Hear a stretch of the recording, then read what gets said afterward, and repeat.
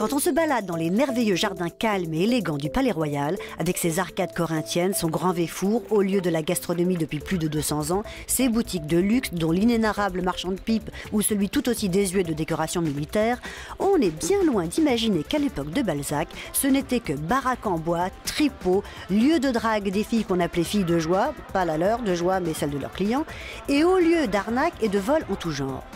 Et oui, jusqu'au 31 décembre 1836 à minuit pile, date à laquelle les jeux de hasard sont devenus interdits dans Paris, le Palais Royal était connu pour ses mœurs dissolues.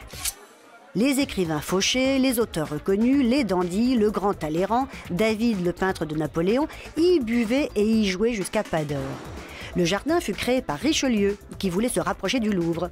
À la mort du cardinal, le jardin légué au roi devint du coup le Palais Royal. Le petit Louis XIV y jouait quand il était môme, et il paraît même que c'est dans ses bosquets qu'il eut ses premiers émois amoureux. À l'époque où on construisait le Théâtre Français, notre future Comédie Française, c'était l'endroit le plus animé de Paris. Et comme la police n'avait pas droit de citer, ça a été le lieu de rendez-vous des révolutionnaires. Et puis petit à petit, tout ça a été nettoyé, embourgeoisé, jusqu'à devenir une des adresses les plus chics de Paris, puisque l'éclectique Cocteau et la Grande Colette choisirent d'y vivre. Et les colonnes de Daniel Buren ? Bah, faut aimer les rayures, et moi j'aime autant les fleurs comme motif, surtout pour un jardin.